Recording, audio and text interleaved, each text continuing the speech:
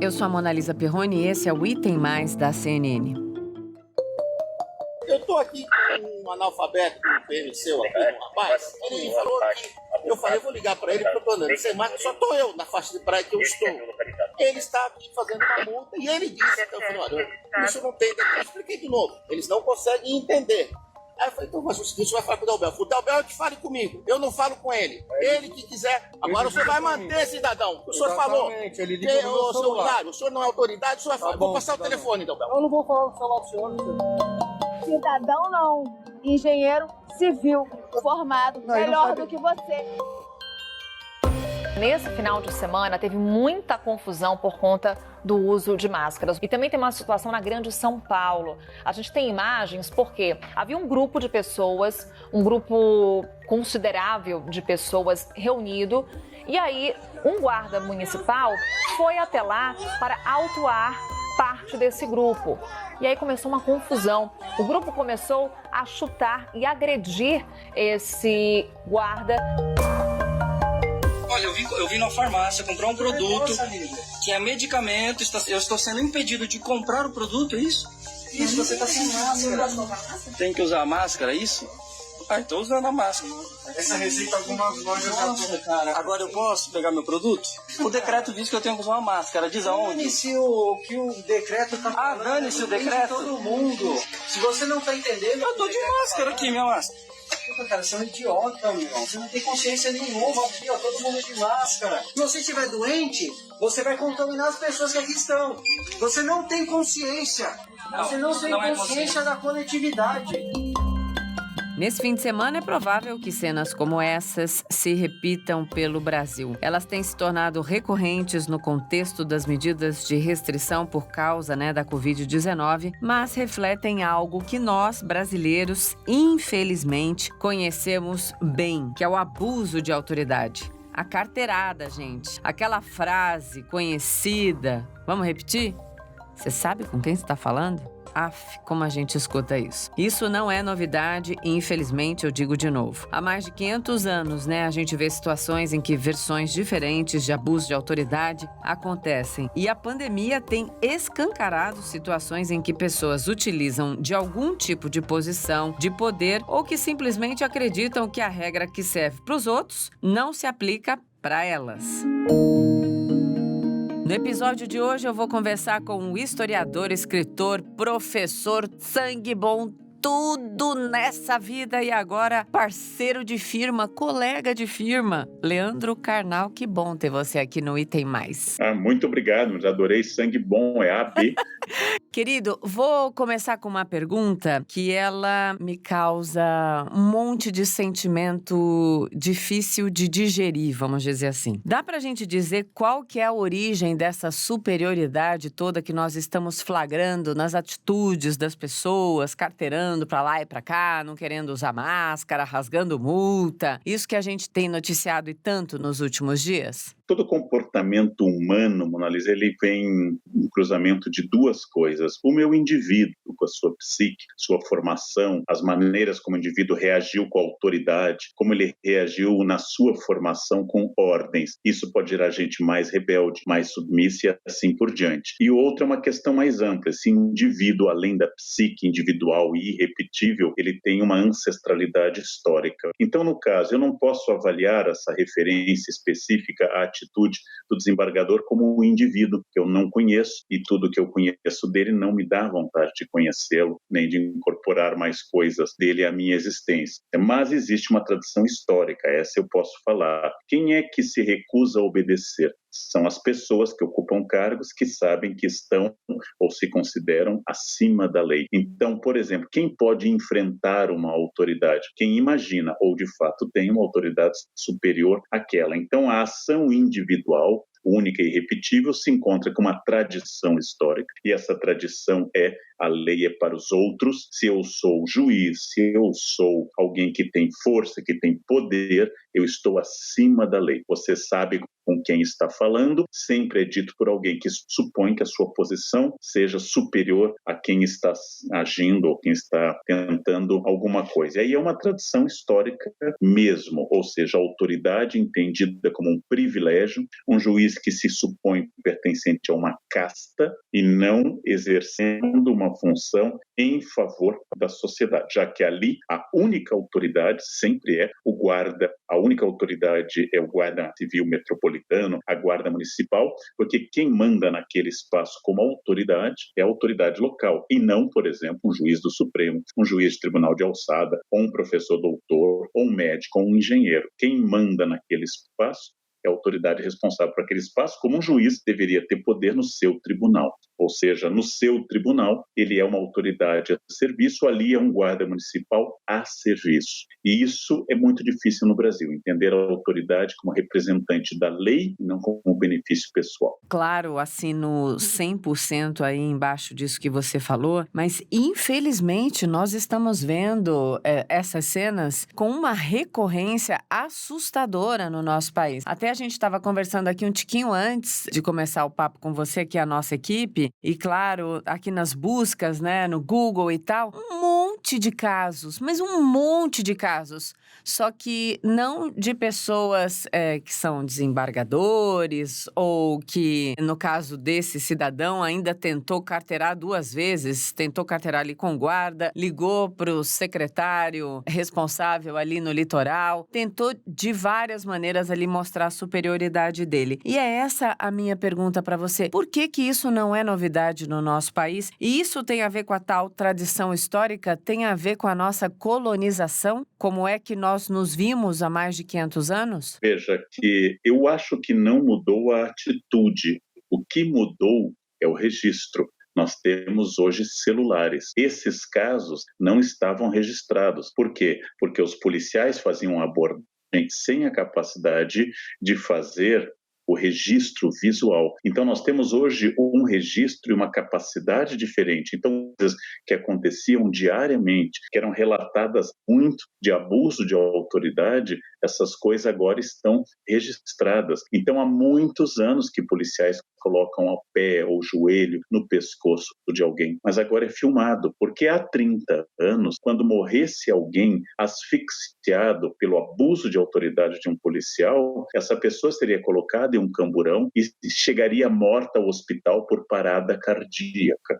Há 30 anos, o mesmo juiz teria feito a mesma coisa, mas teria tido tempo para ligar para as autoridades superiores, aquela guarda civil, e já teria desarmado qualquer denúncia. O que acontece hoje é uma capacidade de registro maior. Mas se você prefere, vamos aos fatos. Nosso segundo governador-geral, Duarte da Costa, substituiu Tomé de Souza, tinha um filho playboy em Salvador. E esse filho aterrorizava a cidade com sua arrogância, com ter o pai governador-geral e por ser protegido de todas as autoridades. O bispo de Salvador, nosso primeiro bispo, Dom Pedro Fernando Sardinha, enfrentou essa personagem e o resultado foi que o bispo foi transferido, foi mandado embora e acabou naufragando, sendo comido pelos índios na região que hoje, aproximadamente, o estado de Alagoas. Dom Pedro Fernando Sardinha já foi um enfrentamento dentre autoridades, mas nós estamos falando do século XVI, o bispo não pode criticar o filho do governador-geral. E quem vai vencer esse embate no século XVI? Quem tiver mais contato na corte. Não tem celular, mas tem cartas. Abusos de autoridade são descritos pelos cronistas. Nosso primeiro historiador, Frei Vicente do Salvador, reclama muito disso nas cidades coloniais, especialmente Rio de Janeiro e Salvador.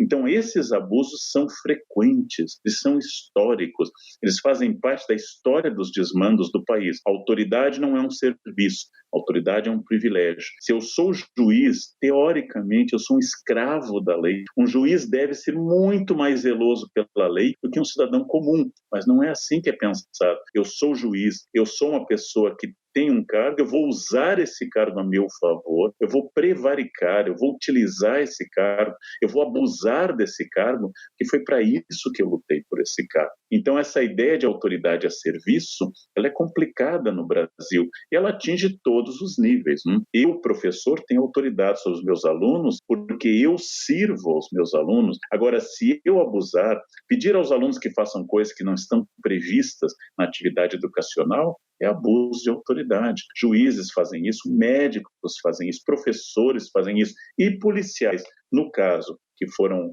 atacados na sua dignidade por um juiz, eles também fazem isso se o interlocutor tiver menos autoridade. Então, é o mesmo sistema que faz com que um morador de Alphaville enfrente a polícia da porta da sua casa, que uma mulher diga que ela não é cidadã, mas que o fulano é engenheiro civil, ou que leve um juiz a dizer que eu rasgo a multa na sua frente, coisa que uma pessoa pobre não faria, porque o guarda prenderia por desacato. Mas como estava sendo filmado como isso, então ali o guarda apenas cumpriu sua função e foi humilhado por uma pessoa arrogante que não entende o que é ser um juiz desembargador, quer dizer, com um compromisso ainda mais forte, e uma pessoa que apenas demonstra individualmente algo que é histórico. Este é um país elitista, com uma elite que não tem o menor compromisso com a lei e que não tem a menor vontade de fazer cumprir a lei, mas apenas o seu, ou seja, a minha família, o meu benefício. Este é o Estado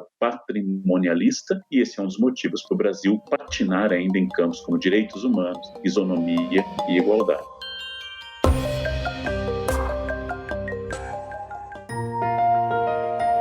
Filha da p*** de um polícia de merda que ele invadir minha casa e me levar preso. Por favor, vem pra cá agora. Porque é um filho da p*** de um merda.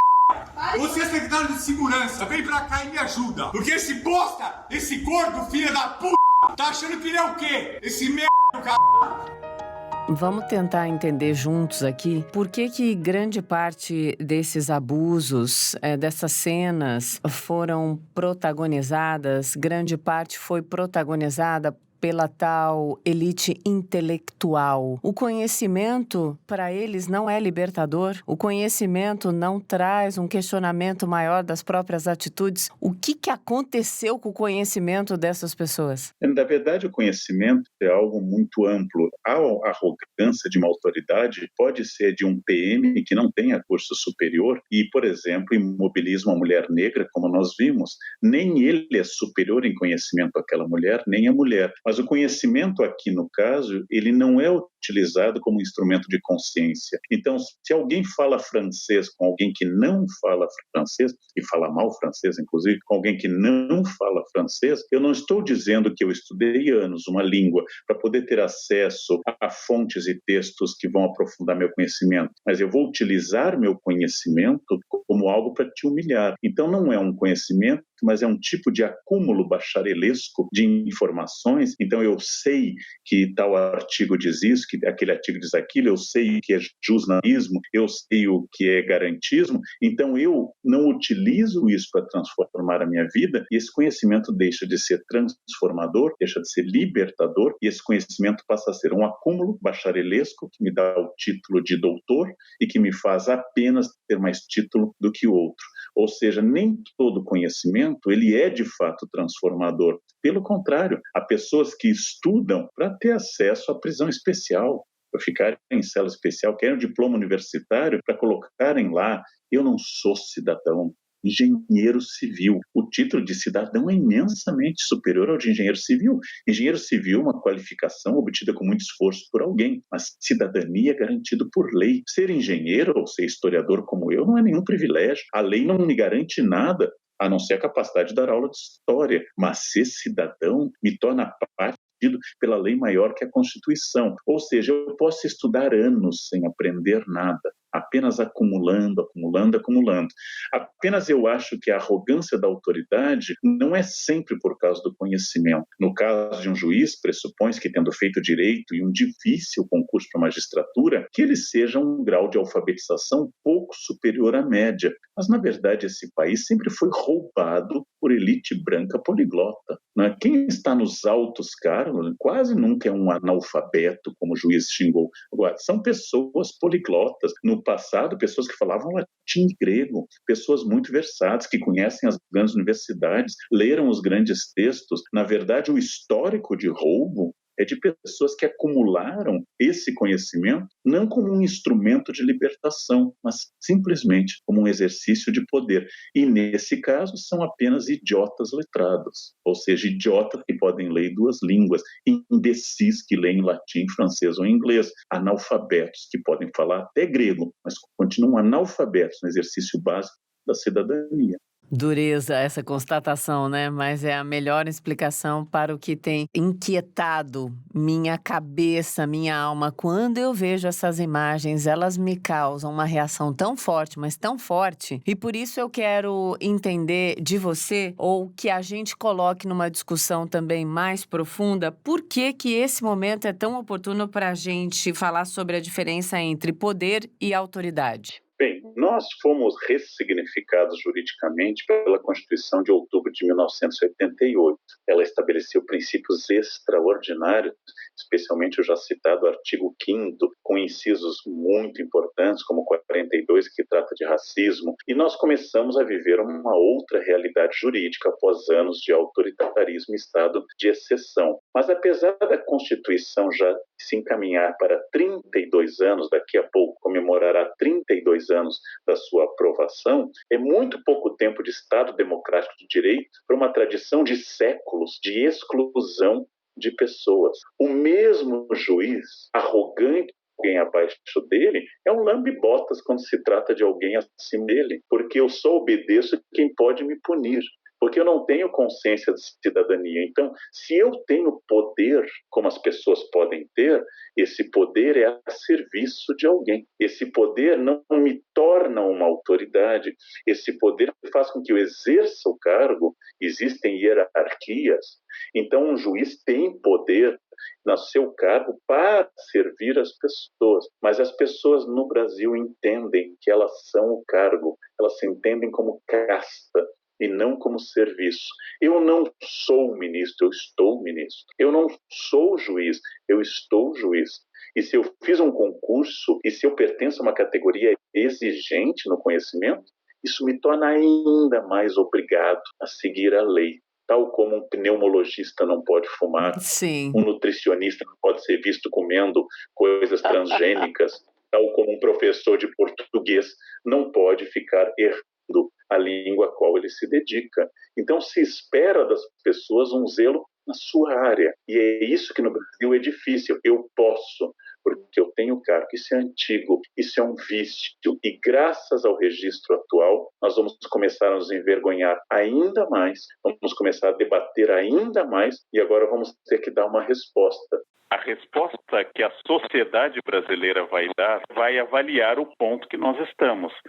Se trata de mais um fenômeno corporativo, se nós vamos aceitar que as pessoas façam o que querem ou que cumpram a lei, e se nós vamos reagir a um abuso de autoridade. Porque tradicionalmente prevalece o corporativismo em todos os setores, inclusive no judiciário. Então agora não me interessa tanto a existência de um juiz, mas a resposta coletiva geral dos organismos superiores para saber se afinal nós temos como avançar nesse campo, nós temos como avançar no treino de todas as autoridades, desde o guarda de rua até o juiz do Supremo, para que a gente entenda que o cargo é maior do que a pessoa, que a função é maior do que o indivíduo e que a lei é maior do que todos. Só tem uma coisa acima de todos, que é a lei. E esse deveria ser o lema de todo político, a lei acima de tudo. Karnal, a gente vê aí, tanto nos relatos, nas pesquisas, no dia a dia, na rua, uma adesão muito grande, né? Olhando mais profundamente para a questão da pandemia, uma adesão grande ao uso de máscaras, ao tal distanciamento. Sim, grande parte da população tem bom senso, tá fazendo tudo certinho. Mas uma outra parte, não. E aí eu lembro aqui para todo mundo o tal efeito Leblon, né? Aquilo chocou o país. Provavelmente é uma das cenas emblemáticas da pandemia no nosso país. Todo mundo ali grudado naqueles bares, aquele monte de gente rica, inconsequente, bebendo, fumando, sem máscara, sem nada. Num momento de ascensão dos casos, né? que isso fique claro. Nós temos a interiorização da pandemia no nosso país. O tal negacionismo entra no meio dessa discussão que a gente está fazendo até aqui? Ou ele é um apêndice? Toda situação de crise gera 3 reações negativas tradicionais: guerras, revoluções ou epidemias geram 3 reações obrigatórias. Uma são os negacionistas, não está ocorrendo nada. É uma forma de eu reagir ao medo, é uma forma de eu responder ao caos com a minha incapacidade de avaliar o real. A segunda é a histeria. São os opostos, aqueles que acham que é o fim do mundo. E a terceira é o saudosismo. No meu tempo não tinha isso. Isso é sinal dos tempos. Negacionistas, histéricos e saudosistas são personagens fracassadas das crises. Então eu não posso negar o que está ocorrendo. E no Brasil, o Estado não é visto como alguém que possa regular, a não ser pela força. E especialmente no Brasil, certas categorias sociais imaginam que a lei é algo feito para outros grupos. É aquilo que disse o rapaz de Alphaville. Na periferia você é autoridade, aqui é Alphaville. Aqui tem gente branca de elite, aqui não entra a lei. A lei é para pobres e para negros, a lei não é para nós. Eu não sou mesmo! Sabe por quê? Porque você é um bosta, você é um merda, ele ganha R$1.000 por mês. Eu ganho 300 mil por mês, eu quero que você se foda, seu lixo do c****. Marinho, me ajuda, tá? Me ajuda, tá? Você vai se f***, você não me conhece. Você pode ser macho na periferia, mas aqui você é um bosta. Aqui é Alphaville, mano. Quando eu digo que aquela mesma pessoa, se fosse entrevistada e perguntassem a ela, você acha que o problema do Brasil é a impunidade?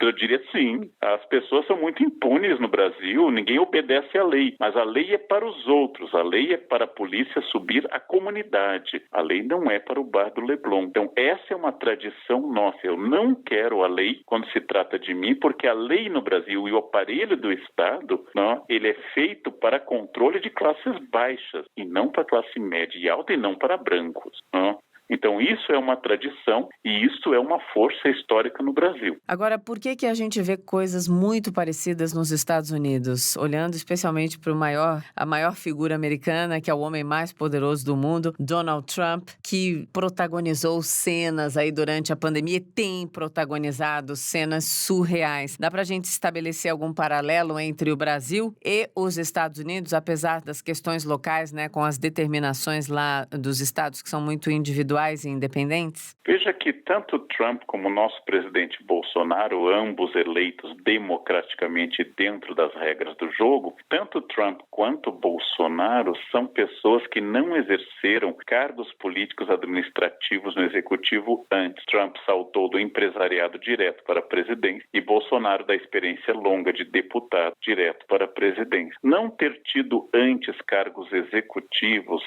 que fazem como frequência, assim, Franklin Delano Roosevelt foi governador de Nova York, com frequência há uma carreira nesses políticos da presidência que passaram como prefeitos, depois como deputados, depois como senadores, governadores e assim por diante, faz com que eles sejam talvez mais diretamente representantes de um grupo cultural que, no caso do Trump, é um grupo que a gente chama de WASP em inglês, a sigla de branco, anglo-saxão, protestante, que é o grupo fundacional dos Estados Unidos, ou seja, Thomas Jefferson, Benjamin Franklin, John Adams, George Washington eram brancos WASP de elite, e ele faz parte desse grupo, mas toda a norma do empresário empreendedor nos Estados Unidos é exatamente aquele que não aceita as regras. É aquele que foge do senso comum e das regras porque ele cresce fazendo isso. E isso aparece em biografias como Steve Jobs, que se orgulha de que a primeira coisa que o fez ganhar dinheiro foi uma máquina que ele inventou para roubar o sinal de telefonema interurbano e que ele revendia essa máquina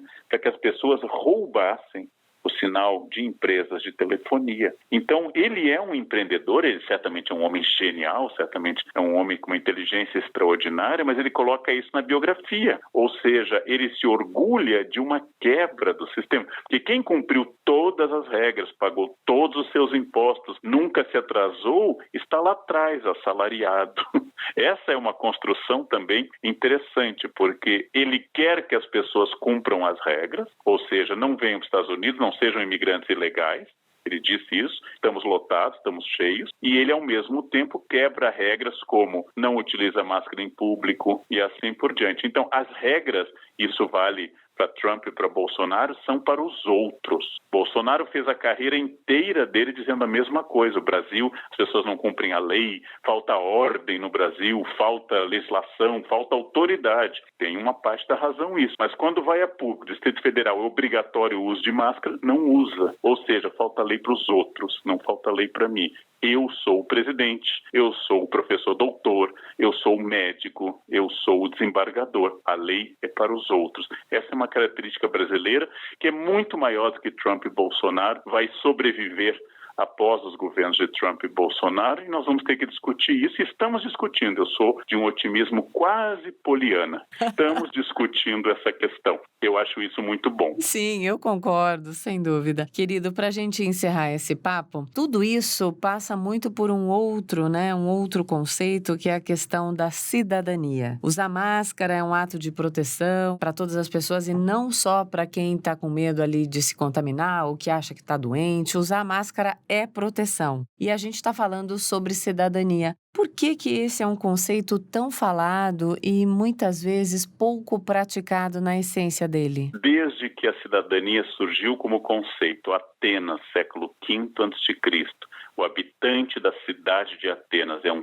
cidadão, que a cidadania é excludente. Em Atenas, todos são iguais perante a lei, desde que sejam homens, filhos de pai e mãe ateniense, excluindo mulheres, estrangeiros, que os gregos chamam de metecos, e escravos. 90% da população não é formada de cidadãos. 10%, 40.400 provavelmente, tinham direito a voto. Toda a cidadania também é um sistema de inclusão e de exclusão. No caso do Brasil, a inclusão aumentou muito. Um presidente eleito pela maioria absoluta da população que tem direito a voto. Mas ainda o conceito jurídico, formal, ideal e letra apenas, ainda não está nos corações. É um princípio legal. Quando eu entender que o desembargador tem o mesmo direito da mulher negra debaixo do pé ou do joelho de um policial, quando eu entender que o presidente é idêntico ao catador de lixo no direito à cidadania, ainda que o presidente tenha uma autoridade derivada da vontade dos cidadãos, autoridade legítima, quando eu entender a igualdade das pessoas, então a lei terá chegado aos corações e não apenas ao texto, né? Falta muito para isso ainda, mas estamos mais próximos disso do que no passado, porque agora nós estamos debatendo isso publicamente e há 50 anos aquele guarda estaria destituído do seu cargo, porque as relações daquele desembargador seriam superiores à do guarda. Há 50 anos aquele guarda estaria demitido e não teria espaço nem na imprensa para ser debatido. Há 50 anos aquele policial em Alphaville estaria advertido, porque aquele homem conhece o delegado, que conhece o juiz, que conhece o governador, que conhece o prefeito, e o policial seria punido por cumprir a lei. Isso mudou. Nós já temos uma indignação maior. É um passo. Adorei falar com você. Posso contar algo que está acontecendo comigo neste momento? Pode, claro. Me fez muito bem conversar com você. Deu esperança de que conversando a gente sim causa ali um efeito positivo na cabeça de todo mundo. Faz bem para mim, faz bem para nós. Então é essa a nossa função. Trazer o assunto, debater, trazer o alerta e deixar um ensinamento, né? Para que a gente possa então ter outros momentos aí de cidadania plena, trazendo exemplos positivos. Não que não haja. Sim, tem muita gente fazendo muita coisa certa e boa nessa pandemia, mas ainda os exemplos negativos são chocantes e é claro, a gente tem que falar sobre eles. Obrigada, querido, pelo papo, pela aula. Amei. Eu que agradeço. Até logo. Mas um grande abraço a todos. Até logo. Para você também. Obrigada, Karnal. É isso então, com essas palavras cheias de sabedoria, bom senso, a gente fecha a semana. Que jeito bom de fechar a semana, né? E quero repetir uma última palavra aqui, uma última frase que o Karnal acabou de contar pra gente, acabou de dizer pra gente, mas que pra mim vou levar essa frase debaixo do braço, guardada na cabeça e no coração. Nem todo conhecimento é transformador. Cabe a gente fazer com que todo conhecimento seja, assim, transformador. É o querer, né? É isso. Então, na segunda-feira, eu quero de novo ver vocês. Eu quero que a gente se ouça de novo na segunda-feira. Até. Bom fim de semana.